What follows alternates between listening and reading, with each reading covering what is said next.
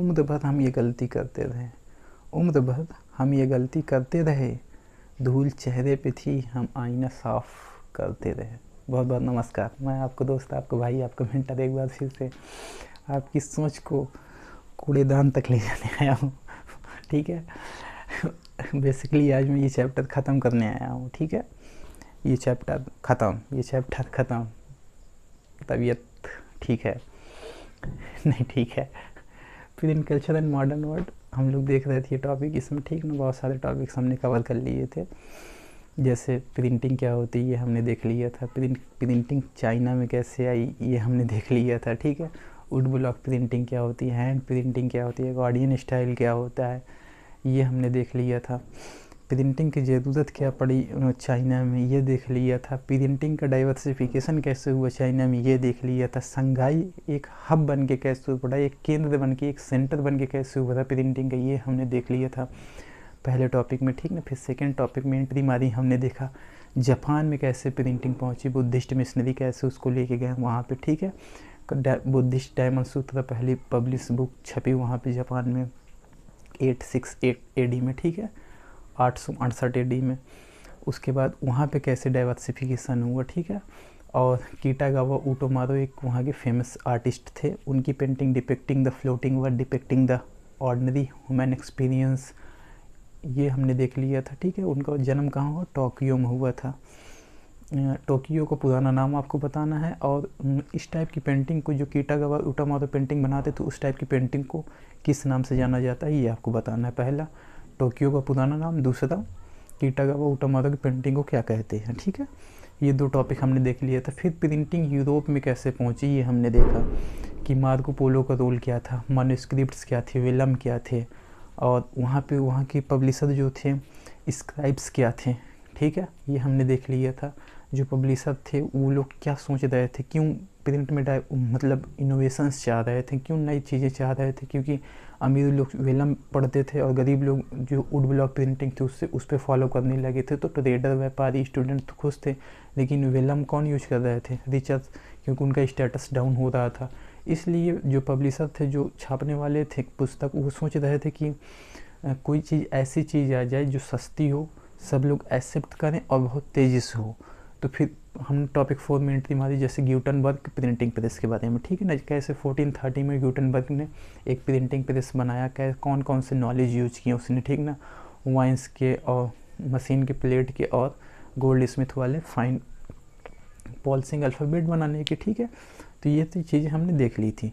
कौन से, अब दूसरा क्वेश्चन यहाँ पे आता है कि ग्यूटनबर्ग प्रिंटिंग प्रेस जब बनाया मैकेनिकल प्रेस, तो उन्होंने उससे कौन सी पहली पुस्तक छापी गई और कितने दिन में कितनी पीसे, कौन सी पहली पुस्तक छापी गई, कौन सी फर्स्ट बुक छापी गई, कौन सी फर्स्ट बुक प्रिंट की गई और कितने दिन में कितनी पीसेस। ठीक है, आपको ये कमेंट में डालना है। पहला टोक्यो का पुराना नाम, दूसरा कीटागावा उटोमारो की पेंटिंग को क्या कहते हैं, तीसरा ये जो ग्यूटनबर्ग से जो प्रिंटिंग प्रेस थी इससे कौन सी पुस्तक छापी गई, कितने दिन में कितनी पीसेस। ठीक है, तो याद रखिएगा, कमेंट बॉक्स में आपको कमेंट करना है इसको। तबीयत खराब है, ठीक है, इस वजह से सांस लेने में दिक्कत हो रही है। दूसरी बात, कहाँ पहुँचे थे, ग्यूटनबर्ग प्रिंटिंग प्रेस तक पहुँच चुके थे। उसके बाद हमने एंट्री मारी, थोड़ा सा उससे आगे बढ़े, उसके वजह प्रिंट बहुत तेज़ी से होने लगा, बूस्ट आ गया, 2 करोड़ से 20 करोड़ किताबें छप गई लगभग 100 सालों में। ठीक है, 1550 to 1650 तक। तो इसको बोलते हैं शिफ्ट हुआ, किससे शिफ्ट हुआ, hand printing to mechanical printing, तो इसको बोलते हैं रिवोल्यूशन। तो हमने 5th टॉपिक कवर किया जिसे बोला गया प्रिंट रिवोल्यूशन। जब प्रिंट रिवोल्यूशन है तो उसके बहुत सारे इम्पैक्ट देखने पड़े सोसाइटी में, जिससे न्यू रीडिंग पब्लिक आई सोसाइटी में, पहला। दूसरा, रिलीजियस और पॉलिटिकल डिबेट स्टार्ट हो गए। तीसरा, डिसेंट, असंतोष बहुत लोगों के मन में उत्पन्न होने लगा। ठीक है, तो जैसे न्यू रीडिंग पब्लिक में पहले लोग सुनते थे और कुछ लोग ओरल कल्चर फॉलो करते थे, जो गरीब लोग थे, क्योंकि किताबें वो लोग अफोर्ड नहीं कर पाते थे। इस वजह से तो जब प्रिंट रिवोल्यूशन आ गया तो किताबें क्या हो गई, सस्ती हो गई और फ़ोटो वगैरह छपने लगी उसमें। इस वजह से कॉमन पीपल भी उसे अफोर्ड कर पा रहे थे और बुक खरीदना शुरू कर दी। इस वजह न्यू रीडिंग पब्लिक आई सोसाइटी में। रिलीजियस एंड पॉलिटिकल डिबेट में ये था कि मार्टिन लूथर किंग और इरेस्मस का केस हमने देखा, कैसे उन्होंने कैथोलिक की जो अनवांटेड चीज़ें थी उसके खिलाफ आवाज़ उठाई, ठीक है। 95 थेसिस आइडियाज़ दिए कि भैया आप चर्च क्या है, ये चीज़ें ख़राब कर रहा है, तो ये चीज़ें हम एक्सेप्ट नहीं करेंगे, सोसाइटी के लिए अच्छी बात नहीं है। तो मार्टिन लूथर किंग देखे, उनके हमने देखे कैसे वो प्रोटेस्टेंट बन गए, कैथोलिक बन गया, ठीक ना। इन्हीं की तरह एक थे इरास्मस थे, बेसिकली चर्च के साइड थे, कैथोलिक थे, ठीक है। लेकिन वो मार्टिन लूथर किंग के खिलाफ थे, ठीक है, मतलब प्रिंटिंग के खिलाफ थे वो हल्का सा, क्योंकि वो किताबें उल्टा सीधा छाप देती हैं तो उससे बुक का स्टेटस क्या होता है, डाउन। इसलिए Erasmus basically Martin Luther king की जैसे ही थे, लेकिन वो कैथोलिक थे और मार्टिन लूथर किंग थे प्रोटेस्टेंट थे, वो चर्च के खिलाफ थे मार्टिन लूथर किंग। लेकिन इरास्मस चर्च के खिलाफ नहीं थे, मतलब कैथोलिज्म के खिलाफ थे कि एकदम एक्सट्रीम मत ले जाइए चर्च को, थोड़ा डाउन ही रहने दीजिए, चीज़ें आसान रखिए ताकि लोग फॉलो करें चर्च को भी, तो ठीक ना। तो इरास्मस और मार्टिन लूथर किंग का आप ये समझ पा रहे होंगे। उसके बाद हमने देखा था क्या देखा था, डिसेंट इन सोसाइटी, ठीक है। कैसे मतलब असंतोष कैसे आ गया सोसाइटी में, क्योंकि कुछ लोग कम पढ़े लिखे होते हैं, बुक को पढ़ते हैं और अपने हिसाब से नई बुक क्या कर देते हैं, पब्लिश कर देते हैं, क्योंकि कोई सेंसरशिप थी नहीं, तो आप बुक पढ़िए अपने हिसाब से, उसको आसान भाषा में लिखिए और छाप दीजिए। तो ऐसे ही एक केस देखने को मिला मेनाकियो का।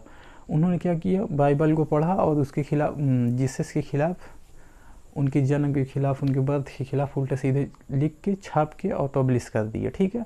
तो इस वजह से कैथोलिक चर्च ने उनको क्या किया, सम्मान किया, बुलाया, और उसके बाद उनको 2 बार बुलाया गया और तीसरी बार उनको जेल भेज दिया गया, भागो यहाँ से। मतलब कैथोलिक चर्च उब गया था कि भैया ये सब क्या है, कुछ भी छापने चले जाओगे क्या आप लोग, कोई चीज़ आसान हो गई है तो 5वां टॉपिक हमारा यहाँ प्रिंट रेवोल्यूशन ख़त्म हुआ। फिर 6 टॉपिक में एंट्री मारी हमने, जिसको बोलते हैं रीडिंग मानिया।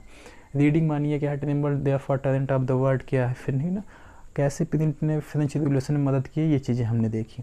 रीडिंग मानिया क्यों आया, बेसिकली बहुत सारे क्या स्कूल सेटअप हो रहे थे चर्च के द्वारा, जिस वजह से लिटरेसी रेट बहुत ज़्यादा 60 to 80% क्या हो गई थी, इंक्रीज़ हो गई थी। जब लिटरेसी रेट इंक्रीज होगी तो लोग पढ़ना स्टार्ट कर देंगे, आपको पढ़ना आएगा तभी तो आपको इंटरेस्ट आएगा, अगर पढ़ना नहीं आ रहा है तो आप कैसे इंटरेस्ट उत्पन्न करेंगे, ठीक है। तो इंटरेस्ट नहीं आता किसी को तो इंटरेस्ट आना चाहिए, ठीक है, अदरवाइज़ फिर मज़ा नहीं आता। तो इंटरेस्ट आना बहुत ज़रूरी है, इंटरेस्ट आना बहुत ज़रूरी है नहीं तो तबीयत ख़राब हो जाती, है, ठीक है। तो मेनाकियो के बारे में हमने देख लिया था, रीडिंग मानिया के बारे में हमने देख लिया था, और कैसे आया, ये क्यों बढ़ा, ये देख लिया था। डाइवर्सिफिकेशन आ गया था, चैप बुक आ गई थी, फ्रांस इंग्लैंड, और एल्मनास आ गया था, रिचुअल कैलेंडर्स आ गए थे, इस वजह से बहुत ज़्यादा, और पॉकेट बुक्स भी आ गई थी, जिस वजह से लोग आने जाने वाले लोग पॉकेट में बुक रख के चल देते थे, इस वजह से रीडिंग मानिए बढ़ा यूरोप में, ठीक है। और रीडिंग मानिए बढ़ा, प्रिंट कल्चर कैसे फ्रेंच रिवोल्यूशन में मदद किया, वोल्टेरो का रोल, रूसो का रोल, ठीक है, ये सारी चीज़ें हमने देख ली थी। तो यहाँ हमारा 6 टॉपिक ख़त्म हो गया। आज हमको 7 टॉपिक देखना है, ठीक है और हम लोग 7 टॉपिक आज देखेंगे। Describe the print and social change scene during 19th century in Europe. कह रहे कौन कौन से प्रिंट और सोशल चेंज देखने को मिले 19th सेंचुरी के दौरान। देखो कब आया था, 15 सेंचुरी में आ गया था प्रिंट। अब हम कहाँ पहुँच चुके, 19th सेंचुरी। सोचो 15, 16, 17, 18, 19, लगभग 400 साल का रास हो चुका है प्रिंट को। अब हमको सोसाइटी कैसे देखने को मिलती है ये हमको देखना है। In 19th century literacy rate increase in Europe leads to large number of new reader among children, women and worker. 19th century तक आते आते बहुत ज़्यादा लिटरेसी रेट इंक्रीज हो चुकी थी यूरोप में। तो इसका इम्पैक्ट हमको चिल्ड्रंस पे देखने को मिला, वुमेंस पे देखने को मिला, और वर्कर्स पे देखने को मिला, ठीक है। और आखिरी में हम देख लेंगे थोड़ा सा इनोवेशन इन प्रिंटिंग प्रेस। तो प्रिंटिंग प्रेस तो बन गई थी 1430s में ही, ग्यूटेनबर्ग के भैया। ग्यूटेनबर्ग का फ़ोटो आप याद रखिएगा, ठीक है, मेरा फ़ोटो आप भूल जाइएगा, कोई बात नहीं। ग्यूटेनबर्ग का फ़ोटो एनसीईआरटी में दिया हुआ है, आप उसे थोड़ा सा 2-3 बार ऐसे क्लिक करिएगा, तो उसका फ़ोटो आपके मस्तिष्क में होना चाहिए, क्योंकि कहीं ना कहीं आपको ये फ़ायदेमंद हो सकता है, ठीक है। तो ग्यूटेनबर्ग का फ़ोटो आपको याद होना चाहिए, आप मेरा फ़ोटो भूल जाइए, लेकिन ग्यूटेनबर्ग का फ़ोटो आपको याद होना चाहिए, सपने में आना चाहिए ग्यूटेनबर्ग प्रिंटिंग प्रेस, ठीक है। तो इनोवेशन ग्यूटेनबर्ग का प्रिंटिंग प्रेस था, जो क्या था, ओल्ड मॉडल थोड़ा था लेकिन अच्छा था भाई। शुरू में तो चीज़ें छोटी होती हैं, बाद में धीरे धीरे फिर क्या होती है, अपडेट होती है। शुरू में इंसान गरीब ही होता है, धीरे धीरे फिर क्या होता है, मेहनत कर करके अमीर होता है। तो वैसे इनोवेशन हमको कहाँ देखना है, प्रिंटिंग प्रेस में। ग्यूटेनबर्ग वाला गरीब वाला प्रिंटिंग प्रेस था, अब इनोवेशन हो चुके थे प्रिंटिंग प्रेस में, ठीक ना। नई नई चीज़ें आ चुकी थी, बदलाव आ चुका था, ठीक है। तो वो देख लेंगे थोड़ा सा 19th सेंचुरी में। तो अब एंट्री करते हैं, childrens during 19th century. The production of school text book increase rapidly in 19th century. कह रहा है स्कूल टेक्स्ट बुक, जो स्कूल की किताबें होती हैं, उनका प्रोडक्शन बहुत ज़्यादा क्या हो गया था, बूस्ट 19th सेंचुरी में, ठीक है। क्योंकि बच्चे पढ़ेंगे तो किताब छपेगी, किताब छपेगी तो किताब बिकेगी, ठीक ना। मार्केट आपको क्या आता है, मार्केट क्या चाहता है और उससे पैसा आता है, तो बस वो चीज़ें चलने लगती है, ठीक ना। अगर मार्केट आपको आता है कोई चीज़ और मार्केट उसे चाहता है तो आप उसे डिलीवर करिए, और आप डिलीवर करेंगे तो 10 क्या आएगा, पैसा आएगा, ठीक है। तो लेन देन चलता रहता है, इसी को बोलते हैं इकोनॉमिक्स। क्या बोलते हैं, इकोनॉमिक्स बोलते हैं। तो स्कूल की किताबें छपना बहुत ज़्यादा क्या हो गई, स्टार्ट हो गई, छपना बहुत ज़्यादा क्या हो गई, स्टार्ट हो गई। क्योंकि बुक स्कूल बंद रहे थे, स्कूल चल रहे थे, बच्चे पढ़ रहे थे, तो किताबें खरीदेंगे। इसका तो एग्जांपल आप लोग समझते ही होंगे, जैसे फर्स्ट सेकंड में आएंगे दूसरी किताब, सेकंड थर्ड में आएंगे तीसरी किताब, फिर ऐसे ऐसे किताबें छपती रहेंगी तभी तो आएंगी, ठीक ना। सर्कुलेट होंगी, उससे पैसा आता है। तो बहुत ज़्यादा हो गया है, तो कुछ लोग एकदम डिवोट हो गए हैं इसके प्रति। Childrens press devoted for children press devoted for childrens set up in France. Devoted for childrens, एक नया मतलब प्रेस ही बना गया, किसके लिए, चिल्ड्रंस के लिए, जो किसके लिए डिवोटेड था, फॉर चिल्ड्रंस ओल्ड दिन। सेटअप इन फ्रांस, फ्रांस में सेटअप किया गया कब, 1857 में, 1857 में, ठीक ना। तो ऐसे ग्रीम ब्रदर्स थे in Germany, collect many folk tale from peasant. Grimm brothers जो जर्मनी के थे, वो क्या कर रहे थे, बहुत सारी स्टोरी कलेक्ट कर रहे थे, कहाँ से, पीजेंट से। क्योंकि गरीबों के पास क्या होती है, स्टोरी होती है ना।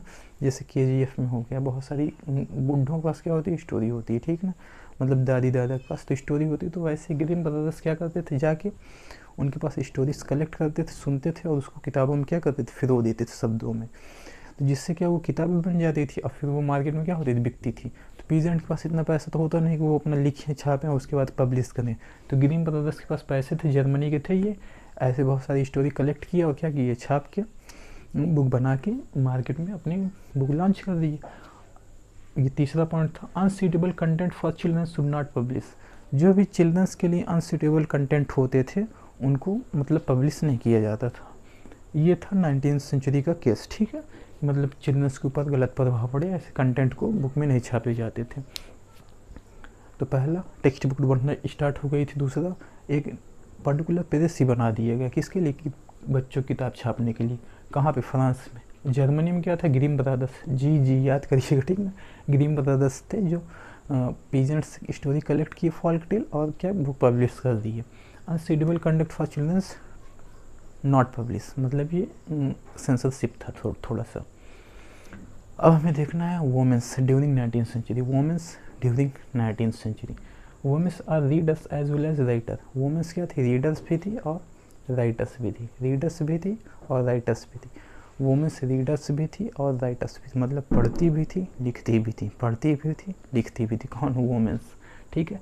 पेनी magazine specially for womens which contain information about women behaviour and house keeping. Penny magazines basically किसके लिए, वुमेंस की बिहेवियर को और उनके हाउस कीपिंग के बारे में स्टोरीज शेयर करती थी, ठीक ना। पेनी मैगजीन थी, स्पेशली किसके लिए बनाई ही गई थी ये मैगजीन, वुमेंस के लिए, ठीक है। इसमें वुमेंस की बिहेवियर के बारे में, कैसे गुस्सा, कैसे बिहेव करती हैं, कैसे मुंह नोच लेती हैं, ठीक है। क्यों नाखून रखा जाता है, कि इस फिंगर में जो बड़े नाखून रखने हैं, किसमें छोटे रखने हैं, कौन सा आँख में फोड़ देने है, किससे मतलब मुंह नोचना, ये सब स्पेशली किसमें लिखा गया था, पेनी मैगजीन में। किसमें लिखा गया था, पेनी मैगजीन। देखो कितनी पैनी है, कोई चीज़ पैन होता है ना, पैनी होता है, उसे होता है ना, जिस चाकू होता है, पैन है कि नहीं पैन है, तो उसको उस हिसाब से वो क्या करता है, घाव देता है। तो penny magazine specially for womens which contain information about women behaviour and house keeping.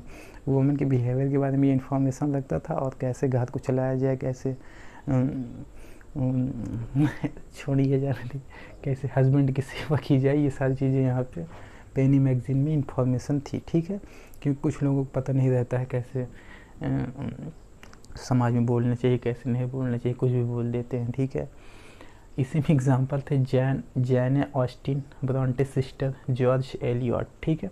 ये तीनों नॉवलिस्ट थी, जो ये रीडर्स भी थी, राइटर्स भी थी। तो राइटर्स में फेमस कौन लोग थे? 3 लोग थे, ऑस्टिन, ब्रोंटे और एलियट। ठीक है, ये तीनों हैं। इनका फ़ोटो आप देख सकते हैं, देखना हो तो।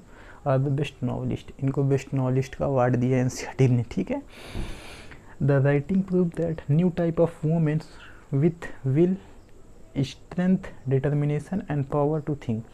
राइटिंग ने प्रूव किया कि वुमेन्स के अंदर विल होती है, स्ट्रेंथ होती है, पावर टू थिंक, है ना, सोचने की क्षमता होती है उनके अंदर, डिटर्मिनेशन होता है, कोई चीज़ ठान लेती हैं तो करती हैं। तो ऐसे राइटिंग से बहुत सारी एग्जांपल्स आने लगी, सोसाइटी में बुक छपने लगी, तब लोगों को पता चला कि हाँ, महिलाओं के अंदर भी क्या है, सशक्तिकरण है, समाज को जंग जीतने की ताकत है इनके अंदर। तो किसके द्वारा पता गया? पैनी मैगजीन के, किसके द्वारा? पैनी मैगजीन वगैरह छपी, लोग पढ़ना शुरू किए तो समझे कि हाँ, वुमेंस भी बहुत सारा काम कर सकती हैं। फिर बहुत सारे इनको काम भी मिले। ठीक है, 19वीं सेंचुरी आ चुका था, वर्ल्ड वार में भी इनका रोल थोड़ा बहुत बढ़ने लगा। ठीक है, फिर अब तो पूरा रोल ही हो गया, कब्जा हो गया भैया। ठीक है, फिर हमने थर्ड टॉपिक हमने देखना है हमें, वर्कर ड्यूरिंग 19वीं सेंचुरी। वर्कर ड्यूरिंग 19वीं सेंचुरी, 19वीं सेंचुरी के दौरान क्या देखना हमको, वर्कर की क्या स्थिति थी। Lending libraries had been in existence for 17th century onward. ठीक है, मतलब कि उधार देने वाली लाइब्रेरीज, है ना। कुछ गरीबों के पास मतलब नहीं होता है पैसे, तो वो क्या करते हैं, उधार किताब लेते हैं कि भैया 1 दिन के लिए दे दो, पढ़ लेंगे, उसके बाद वापस कर देंगे। इसको बोलते हैं लेंडिंग लाइब्रेरीज। क्या बोलते हैं? Lending libraries. उधार ले लो, जैसे मेरे पास नहीं है तो मैं किसी से मांग लेता हूँ किताबें, उसके बाद फिर वापस कर देता हूँ। ठीक है, तो उसको बोलते हैं। तो दोस्त वगैरह हो गई, लेकिन ऐसे है तो लाइब्रेरीज एकदम पार्टिकुलर बनाई गई। ठीक है, तो lending libraries has been set up in existence for 17th century onward. 17th century से ही ये लाइब्रेरीज बन चुकी थी, कहाँ, यूरोप में, कि भैया उधार भी मतलब किताबें ले जाइए, पढ़ के वापस कर दीजिए। Lending libraries become instrument for educating white collar workers, artisans and lower middle class people. मतलब ये क्या बन गया था? इंस्ट्रूमेंट, है ना, जिससे लोअर क्लास पीपल जो पढ़ना चाहते थे लाते थे किताब, रात भर बेचारे पढ़ते थे और सुबह जाके क्या करते थे, वापस कर देते थे। तो लाइब्रेरी भी मतलब हो जाती, फुलफिल कर लेती था अपना डिमांड, और पढ़ने वालों को भी डिमांड पूरा हो जाता था। तो आर्टिसंस वगैरह हो गए, लोअर मिडिल क्लास हुए, जिनको कोई एक किताब देखनी है, कुछ पढ़ना, उसमें 1-2 टॉपिक, उसके लिए बुक खरीदना, पढ़ने में क्या नुकसान हो जाएगा, 1-2 टॉपिक आपको देखना है, तो इस तरह आप लाइब्रेरी से बुक ले आइए, 1-2 टॉपिक पढ़िए, ख़त्म कर दीजिए मैटर, है ना। तो बुक भी नहीं खरीदना पड़ेगा, दोनों लोग की डिमांड क्या हो जाएगी, सेटिस्फाइड हो जाएगी। Working class people brought for them soul also. ठीक ना, जो वर्किंग क्लास पीपल होते थे वो अपने लिए भी लिखना शुरू कर दिए थे।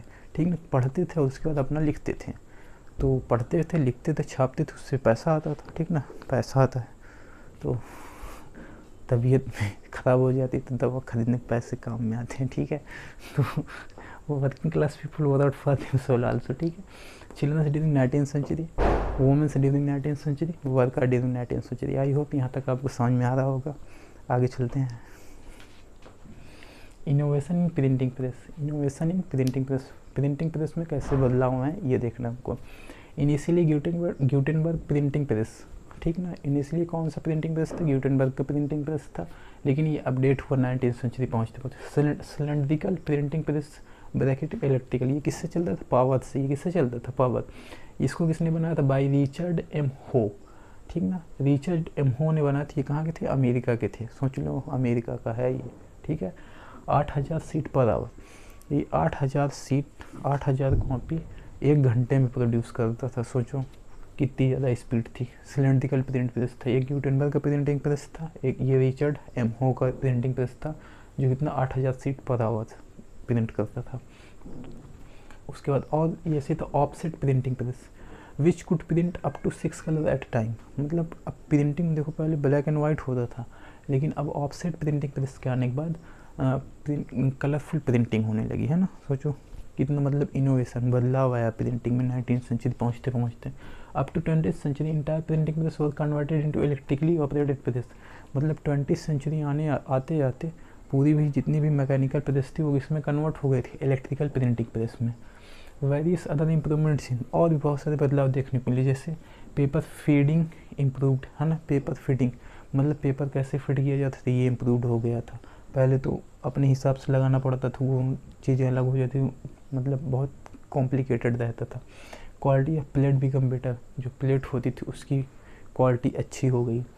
ऑटोमेटिक पेपर रील इंट्रोड्यूस, मतलब बहुत सारे रील अपने आप, जो पेपर के बड़े बड़े रील्स होते हैं ना, वो अपने आप इंट्रोड्यूस होकर ऐसे छपते चले जाते हैं। आप लोग मूवी वगैरह में या यूट्यूब वगैरह देखते हैं तो एक लंबे पेपर होते हैं जो अपने आप मशीन में लग जाते हैं और अपने आप प्रिंटिंग पर चलता रहता है, ठीक है। बहुत मतलब रील, जो पेपर रील थी ऑटोमेटिक आ गई थी। Photo electric control, photo electric मतलब कलर से रिलेटेड है, ठीक ना, मतलब कलरिंग भी जो आपको चाहिए कौन सा कलर वो भी कंट्रोल हो गया था। Book jacket is an innovation, मतलब बुक के ऊपर एक क्या कवरिंग आने लगी, ठीक है। कवरिंग मतलब समझ सकते हैं आप, जैसे बुक पे कवर नहीं होता, मोटे कवर्स लगाए जाते हैं, रामायण वगैरह जैसे नहीं होती बड़ी, उसमें मोटी मतलब वो आ जाती है, ठीक ना, दफ्ती टाइप का। तो जैकेट आने लगी ताकि बुक क्या हो जाए, प्रोटेक्ट हो जाए। During 1920s England popular work was sold in cheap series called as shilling series, है ना। ड्यूरिंग 1920 इंग्लैंड पॉपुलर वर्क, मतलब इंग्लैंड में 1920 के आसपास कुछ सस्ती किताबें आ गई थी जिससे हम सीलिंग सीरीज कहते थे, तो वो बिकती थी। तो इन सब चीज़ों की वजह से तो सीलिंग सीरीज भी याद रखिए, हो सकता है पूछ ले सीलिंग सीरीज कहाँ थी, तो इंग्लैंड में थी। Popular work sold in cheap series, है ना, चीप थी तो उसे क्या बोलते हैं, सीलिंग सीरीज, ठीक ना। सस्ती किताबें थी, सीरीज में आती थी, जैसे वेब सीरीज वगैरह आता है, एपिसोड आता है, तब सीरीज आती थी, तो छोटी छोटी सीरीज में बिकती तो सीलिंग सीरीज बोलते थे। तो वहीं सीरीज का कॉन्सेप्ट भी है, जो वेब सीरीज वगैरह आती हैं आपकी। तो यहाँ तक ठीक है। प्रिंट और social change during 19th century हमने देखा, चिल्ड्रंस पे क्या प्रभाव पड़े इसके, ठीक ना, कौन कौन से पॉलिसी बना दिए गए चिल्ड्रंस के लिए, वोमेंस पे क्या प्रभाव पड़े। वोमेंस राइडर भी थी और लीडर्स भी थी। ऑस्टिन का एग्जांपल, ब्रोंटे का एग्जांपल और जॉर्जी एलियट का एग्जांपल हमने देखा। वर्कर्स में देखा, लैंडिंग लाइब्रेरीज बन चुकी थी, ठीक है ना। वर्कर्स पढ़ते थे, लीडर्स थे और मतलब लिखते भी थे खुद के लिए। वर्कर्स के देख लिए, इनोवेशन देख लिए, ग्यूटेनबर्ग फिर देखा, फिर रिचर्ड एम हो का देखा, फिर ऑफसेट प्रिंटिंग प्रेस देखा कैसे इनोवेशन हुआ। 20th सेंचुरी आते आते सारी प्रिंटिंग प्रेस किसमें कन्वर्ट हुई, इलेक्ट्रिकल प्रिंटिंग प्रेस में। पेपर फीडिंग इम्प्रूव्ड हो गया, क्वालिटी ऑफ प्लेट इम्प्रूव्ड हो गया, ऑटोमेटिक पेपर रील आ गई, फोटो इलेक्ट्रिक कंट्रोल आ गए, बुक जैकेट आ गई, ठीक है, सीलिंग सीरीज आ गई। बहुत सारी मतलब व्यापार है, क्या है जी, व्यापार। और व्यापार चलता रहता है तो व्यापारी को फ़ायदा होता है, व्यापार रुक जाता है तो व्यापारी को घाटा होता है। बस इसके बाद हम चलते हैं इंडिया की तरफ, तब तक आप इंतज़ार करिए।